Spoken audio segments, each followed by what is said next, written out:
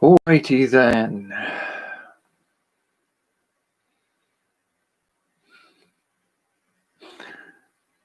Interesting times. So, looking at my notes here as I've been trying to scribble away at recovering the primary goals that I've been working on. So, I've been taking a look, and I keep having moments where I'm like, oh, okay, yeah, and then I'll just use these files and, oh, right. Like one of the things I did just sort of recreationally as something to explore and play with was those decks of cards that I was working on with images from a video game. That's all gone. Every ounce of it. I can go track down some of the images again, but it'll take a little while to get there because I don't have the link, because the link's in the favorites file, which is gone. So I'll have to redo some of that. And the recent time frame where I spent a weekend of my spare time rebuilding some stuff for some game mechanics for tabletop gaming. I had been taking a file. Well, I took 4 files, which are gone now, went through them personally, combing through to find certain things, and compiling those into a list and ordering them specifically for my needs at the time. And that work is all gone now too. And there's a part of me is like, but there's also a chance now to redo that in a new way. You know, when I started doing it, I was designing it really just to get the most information out of it as fast as possible. And now I have the chance of, having started doing that process in one way, thinking, if I'm going to use it in this way, then it'll be more valuable for me to have it ordered in this way. I have the chance to do what I would have done if I had had the chance to start over. Well, I guess I'm starting over, so I get the chance to try that. But it's still kind of sucks that I'm going to have to redo a lot of the work. But some of the other things that we worked on, were sort of benefiting from the fact that I am essentially doing these creative journals I do for videos on YouTube, because everything we did for rewriting those movie ideas, so like movies and books that we built the list for, we wrote what would we do instead of Ghostbusters? What would we do instead of Teenage Mutant Ninja Turtles? Those were projects that I wanted to play with. Those files are gone now. I don't even remember what I was going to do for Ghostbusters. But I don't have to remember, because there's a video for it somewhere in the archive over here. So I'm definitely going to go digging through my videos again. So most of that exists in saved form. Even in my rambling fashion where I've done my videos, I might have done a video on how to rewrite the Teenage Mutant Ninja Turtles as the 3 crow women solving mysteries. But in that video, in one of those videos, I almost guarantee you was me rambling about building my master list of other story ideas to play with, other settings and stories to tinker with. So I have the chance to dig that back up and go right back through it. Same with some of my other creative game stuff that we played with when I was designing stuff. I do feel a fair amount of frustration with the fact that some of my game design rule sets are lost. Now, the basics of how those games work is sort of in my mind, and I have the videos to refer to along the way of making those games, but like the mostly finished version of how I wrote the rules, that's gone. So it's almost like backtracking to the point of going back to before playtesting. So it's just sort of like, still kind of gets me a little bit. Completely lost the script to all those quizzes and choose your own adventure videos I was going to do, the audio games. The scripts for those are gone. They're just gone. So I have to rewrite those. Yeah, those are the big ones. I had the rewriting. I was in the process of rewriting the Star Wars sequels for potentially doing a video how I would make them instead of how they were. I spent a chunk of the time between last night and tonight trying to capture as much as I could remember of the tabletop setting that I was building. I guess it's multiple settings. So like the Empyrean realm, the Gnomoids, Boreans, Mythics, and elemental creatures. I don't have all of the names that I had researched for all of them, but I did pretty good recovering most of them. I might actually make a few changes as I go through it the second time. And then the names for each of the first mothers I had were Olean, Urt, and Zira or Sira. And those are all based off of words that translate to the world, land, or earth. There's a fourth one because one of the things I've been thinking as I go through is I want in the storyline for the dwarves, the gnomes, the elves, and the humans to all have a sense of like they're from the first mothers. So if each one is from a first mother, there would be 4 of them. But I want it to be a misunderstanding that they each think that they're from one of the 4 mothers, when in fact they're all from the same one. And that the Boreans, which they assume are chaos creatures, are in fact from one of the other mothers. And also looking into the mythic, like dragons are from one of the other mothers.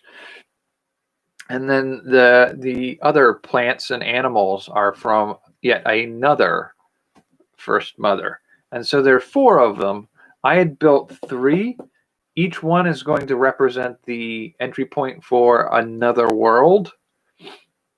So Olean is not only one of the first mothers, but within Olean is the world of Olean, which is the world we had the global apocalypse by infectious symbiotes or parasites, I guess we would call them. And Urt was Sentinels, the superhero setting, and Sira was the Serpent's Children Medusa setting. And those I remember all fairly well. I couldn't remember Sira as a name, but I knew it started with an X, and I knew it was the Greek word for land. And so I just went looking for it. And the trick is it starts with an X when you use the Roman alphabet for describe or using that translation. But in Greek, which it comes from, it uses Greek letters, so it looks like ENPA, which is not what it is at all. So I mean, all I knew was if I go into Google Translate, type in land, and then translate to Greek, and then look through some of the alternative translations, because it's not the first one that comes up. And it gave me the translations with the Greek letters, and I'm like, none of those look right, but one of them has 4 letters. I kind of think that might be it. So you hit the speech button where it reads it, and it says Sira. And I went, okay, yep, that's what we're looking for. Took that, copied the Greek letters, put it into Google search, and it pulled up a result of like a Wiktionary, a Wiki dictionary page for it. And underneath of it, it has it romanized as XIRA.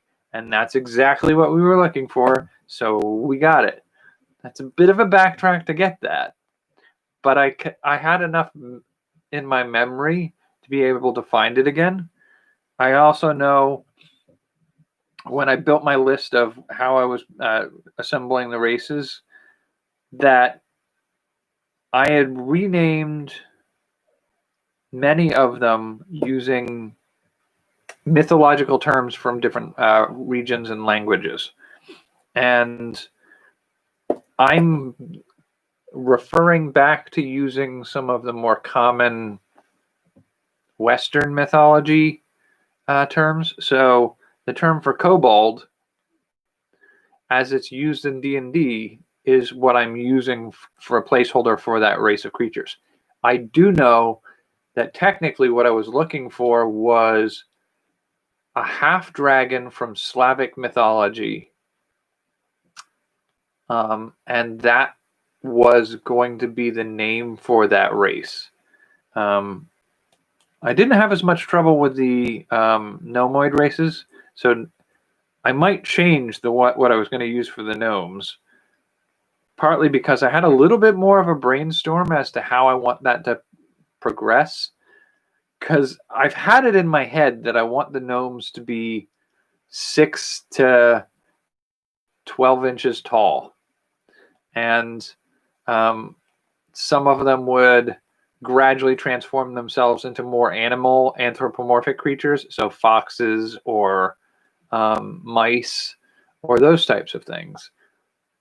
But I've always sort of also had in the back of my head, like, could they also be fairies? Well, it's not a huge step for certain clans or tribes of gnomes to instead start taking on insectile traits instead of mouse or fox traits. And so little wings and slightly more wasp-like features. So I think I might add that feature, and if I'm going to do that, it starts to depart from what the NISS, the NISSE, which is a term for, I believe it's Swedish, for gnomes.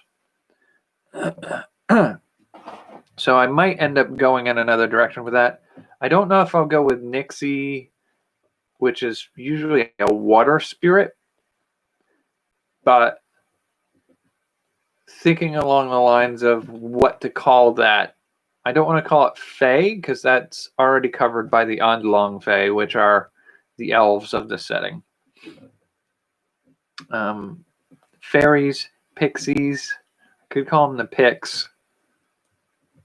That's very similar to the Irish Picts. So P-I-C-T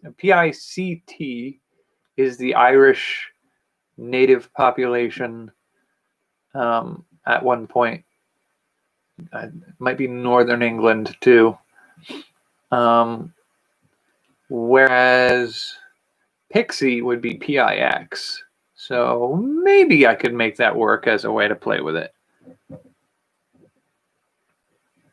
And then, so I got a lot of that worked out. I do have some of the gnomoid half-breed races remembered fairly well. So the Ludek, the Alfar, halfling stays the same. And the holder, and then I may rename the half dwarves again. I never really quite felt that worked. I know there's another name for the half giants other than the furbolgs that I was using. I have to go back through Norse mythology and find some of the terms they used for giants, because there are two terms that were used for giants, and it's not the more common Jotun, which is the one that most people know, or Jotun. So I have to go back through some of that, and I do remember that I decided not to use the term roc, R-O-C, for the giant birds. And I had 4 other potential names depending on the element they focused on. But I don't remember any of those. So that's going to be tricky. I do recall the water-based one was a type of bird that began life as a giant fish. And so basically, like, the larval form is a giant fish, and it turns into a giant bird that can exhale water of some kind, or lightning, maybe. I can't. Thunder. Thunder and clouds, I think, was part of what it could do. And I do know Phoenix was the fire one.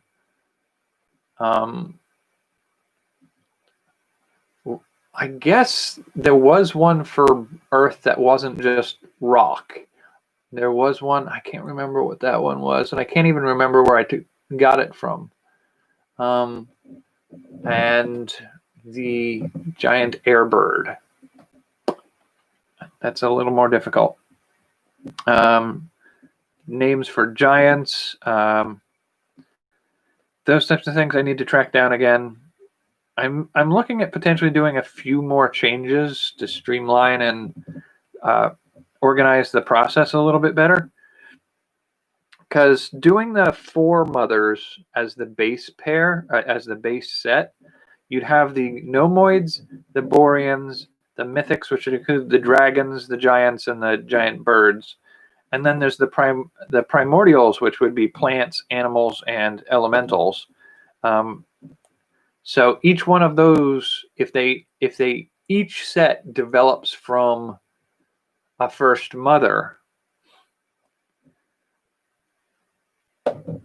I sort of want a similar theme for each. So like the Mythics have the dragon, bird, and giants, and then the Boreans would have the kobold, which are reptilian, the avian or winged beings, which would be equivalent to the giant birds, and then the trolls, their equivalent would be the giants.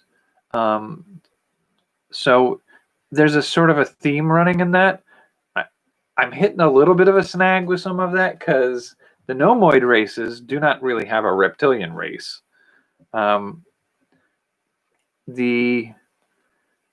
Gnomoid races also do not have an avian race.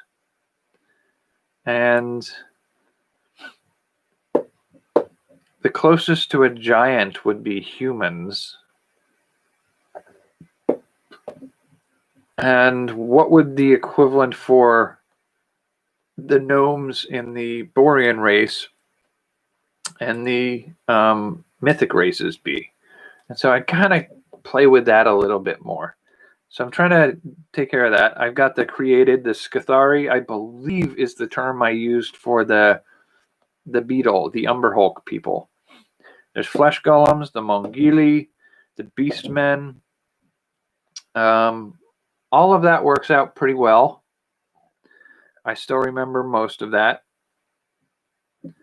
But I do also have to create a 4th world for the 4th first mother. And the little trick that I was playing with before all this went down was the idea of sort of doing that sort of two worlds, one world contained in each other. So like if you have world A and world B, if you look at world A, there's like a box with world B in it. If you look at world B, there's a box with world A in it. And so you have this little bit of like they're inside of each other. And it's this sort of Mobius strip kind of Klein bottle situation where it's sort of impossible, but they both contain each other. And I kind of want to do that same thing here with the idea that the first mothers are what created the other worlds. And those other worlds, when you start in the Empyrean realm and you die, you pass into one of those other worlds. And when you die in one of those other worlds, theoretically, you could pass back into the Empyrean realm. But the first mothers sort of need to be the doorways for some of that. And in looking at that a little bit further, I kind of want there to be the four worlds that each of the first mothers contains. But within those four worlds, I want there to be a first mother that contains the Empyrean realm. So you might start in the Empyrean realm and pass through into Olean, one of the first mothers, which contains a world which is post-apocalyptic.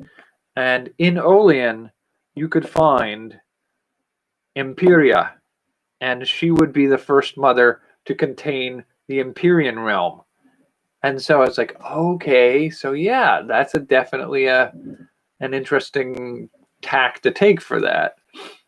And it's complicated, and I'm not sure I'm able to picture and imagine all the ramifications and complications that may end up embodying. But I do like that certain sort of reciprocal universe. And so I think the biggest hurdle I'm feeling on that one right now is the idea that I eventually wanted to imply that what we think is the Empyrean realm as a whole world is just one continent in the entirety of the Empyrean realms. And so there are going to be other first mothers. And I want there to be the possibility of having other worlds within them. So you could add on any number of other universes that they could go to. So this set of four is subject to additions. And at the same time, if the Empyrean realm takes place within the first mother yet to be named, I'm thinking like Nox or Nyx, because that is supposedly I believe that's either Greek or Egyptian, one of the first primordial goddesses for the night sky, the black, empty night sky.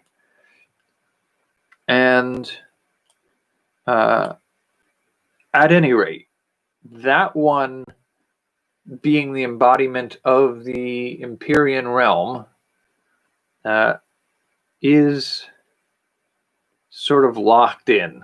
So if you take this setting and start with it, you're always going to have that first mother be present in all of the settings or many of the settings.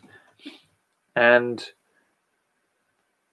what you add, like the Olean, Ort, Zira, or Sira, and Dunia, which is Swahili, by the way. Dunia is Swahili for the world. That set of four You don't need any of them. If you wanted to play the Empyrean realm and then leave that realm, go to another world, you could use Dragonlance, you could use Dark Sun, you could use the Forgotten Realms or Greyhawk. You could use the worlds that are used in. Oh, my heart breaks again slightly. You could use the setting that's used in the Drakar and Demoner, Drakar och Demoner, which is the Swedish role-playing game. You could use the World of the Dark Eye, which is the German game, or the world that is the Dream Ouroboros. That is the French game that I actually have, and I've managed to save those. For the most part, I still have to backtrack. I contacted these Swedish Riot Minds, is the company that produces Drakar och Demoner. I contacted them saying, "Hey, I lost the file," and they said, "Well, your account should always have a copy of the file." And I went, "Cool." It won't let me sign into the account, and it won't let me get a new password. So, like, I literally spent, I think, probably 45 minutes last night trying like mad, because there are usually about 4 or 5 passwords that I generally use for that kind of thing, and I only use 1 of 2 email addresses for those types of things. So digging through those emails, there was no email from those companies.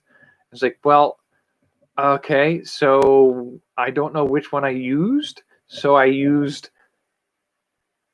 each email username and each of the 5 passwords that I would use for these types of things, and none of them came up as letting me have access to my account. So I'm like, okay, so maybe I have to create an account and then inquire about order number such and such from the invoice. Well, that didn't quite work, partly because it would tell me that they're invalid usernames when I tried to get them to send me a new password, because the ones I would use wasn't bringing up an account. So you know, when you go into an account and you try all your passwords and it just doesn't work, so you go like, send me a new password. I forgot my password. Can you send it to my email address? And so I'd put either of my email addresses in, and it would tell me neither of them are valid. I'm like, how is that the case? I'd go back out and, all right, I'll sign up for a new account using either of those 2 email as my account name.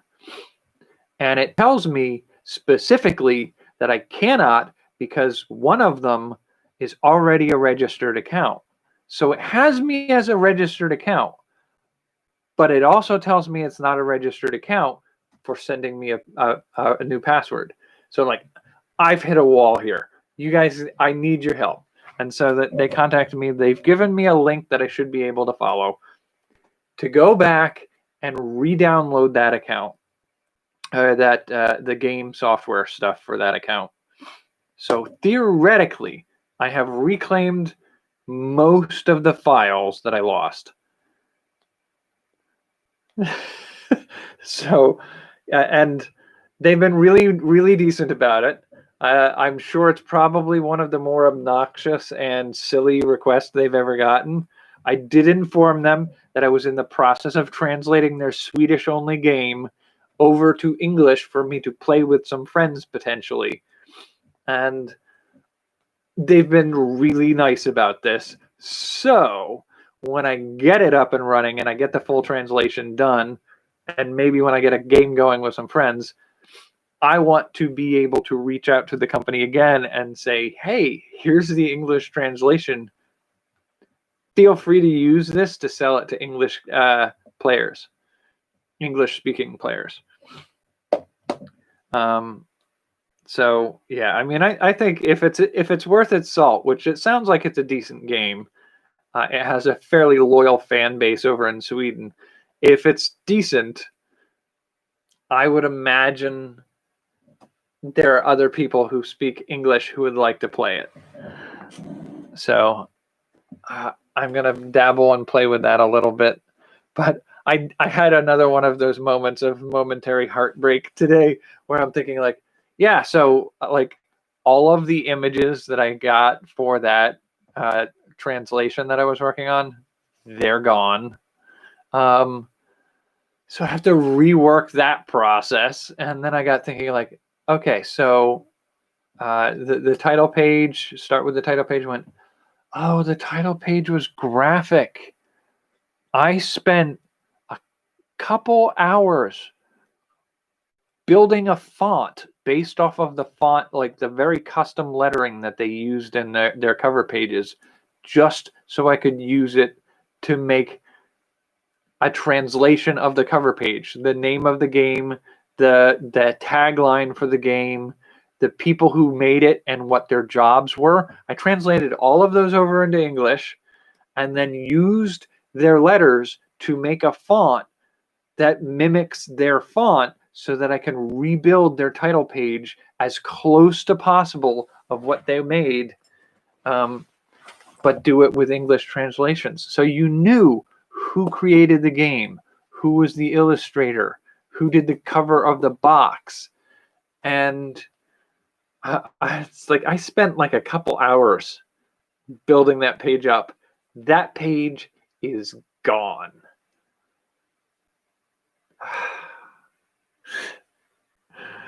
But I get the chance to start over from a perspective of having done a few things. And like when you're in a process of doing something like that, you're always like a third of the way through when you go like, I think there's probably an easier way to do this, and this would streamline things and make this look a little bit better. I was like, I've got at least that ability to go back now and say like, well, if I'm going to do it this time, I'm going to do it with these adjustments that I would have done before. So like when I did the table of contents in the, oh God, I'm going to have to do that again. The table of contents in the book had used basically the name of the section, like 100 periods, and then a full stops, whatever language you're speaking, 100 of those little dots, and then the number of the page. And doing that, it makes you have to delete each individual dot like that. Whereas what I did was I made the section title, and then I used an underline, and then I tabbed over to where the number could be placed. And that worked really well because the underline font, if you just hit tab, tab, tab, it underlines everywhere.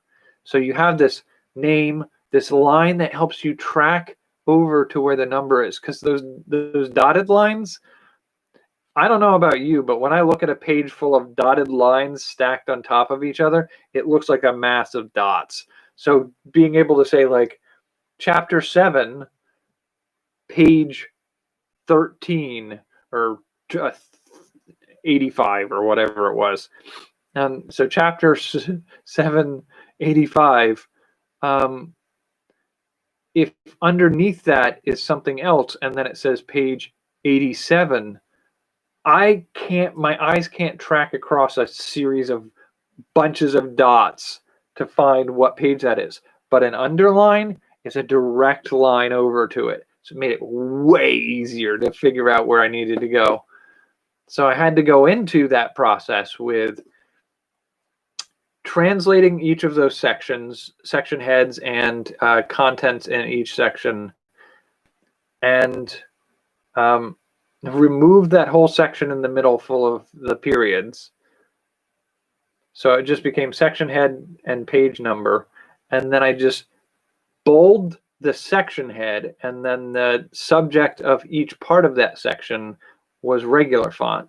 Underline each of them and have that run all the way over to the number that they belong to. I was like, that's so much easier to figure out, but it's a fair amount of work. I think it was probably a couple hours of work on a Sunday that I did that. I'm gonna have to do it again. But that is what it is. From here on out, I think I'm going to call it here for tonight. I'm going to go get cleaned up. I did a double shift at work tonight, so I'm pretty tired. I also ate half a watermelon tonight, which I don't know if that's going to agree with me or not. I guess we'll find out. But I had it left over from doing the pictures on Runcible Foods. I think that was one of the things I had in Runcible Foods. Yeah, I had watermelon. I cut a slice out of it, turned the slice that I cut out of to the back. So I had a slice of watermelon and a whole watermelon to take pictures of. And I also was goofing around after I finished off the watermelon, and I had just taken that one slice out so that it looked like a whole intact watermelon when I flipped that around to the back. And then from there, I ate that slice, used the rind from it to cover the hole back up, so when I put it back in the fridge, it wouldn't dry out. And then I've just taken it and spooned out the inside so it was hollow. So I had a hollow watermelon that looks sort of like a giant green stripy Pac-Man. And so I took 2 of the olives I had in the fridge and a couple of spaghetti noodles, and I broke the spaghetti noodle into like toothpick pieces and then pushed them in and stuck the olives on top and took a picture of it. So you can tell how crazy I am right now. Yeah. So I'm not in as bad a mood as I was the night where I started to realize exactly what I had lost in the previous crash. But I'm going to see in the next day or two if I can place the order for the replacement computer. I need to do a little more looking around to make sure any hard drives I get will fit into the laptop. Because that's one of the things when I was pulling out the hard drive that was in another laptop, it works in the computer. It doesn't. The operating system within it doesn't recognize the mouse pad or the keyboard, which is a pain in the butt. But the hard drive worked, but it didn't fit back into the laptop. So I need to find one that I'm sure will fit. And I want to see if I can find a terabit drive. Terabyte, terabit. I always forget which one it is. And get that back up and running. And I'm going to see if I can get some Unix on that laptop. I have very little experience with, no, Linux, not Unix. Unix would be a big problem. Linux. Linux? Yes. Using Linux, I haven't, I've played with it a little bit in the past, but that was more than 8 years ago. So I'm sure there are other versions of it now that is a little more familiar and user-friendly.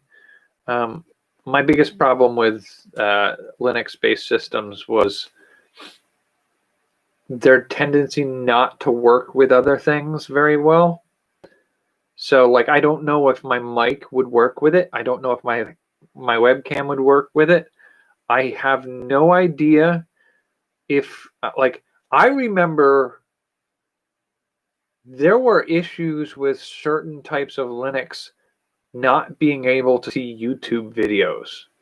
And I'm like, that's kind of useless. Like, if you can't use basic video viewing software, like, what, that's a very specialized piece of software. That's for somebody who's doing something else. And yes, there are ways to make that work. You have to go in and code links into some of that stuff. And I'm hoping they've moved past to a more casual user base So that's my hope there. I want to see if I can at least see if I can get accommodated to doing a few things with Linux. See what my options are with that, because I don't like the idea that I don't have the option or the ability to explore it. But at a given point, if it comes to it, I may just see if I can load another operating system in there. My biggest problem with that is to get Windows is like $90 to $110 to buy a copy of it to install on a hard drive. I don't want to do that. There's no part of me that wants to do that. So yeah, it's just something I might be able to see if somebody has a hard drive that I can purchase on. I don't want to do eBay necessarily. I do kind of want to see if I can get a hard drive, a new hard drive. I don't know if any of them allow them to be purchased with Windows installed. If that's possible, I might do that too. But I don't know that I'm going to use that as must-have in order for me to proceed. Until then, I am going to see if I can do some more tinkering around with some of recovering some of the ideas and updating some of the ideas of some of the projects we worked on. And I will catch you later. I will talk to you tomorrow and see where we're going from there. Until then, take care. Have a good night. I think I do still have that down here. Yep, take care and there we go.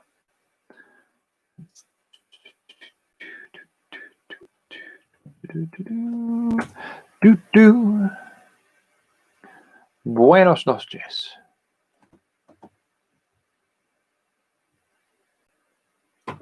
There we go.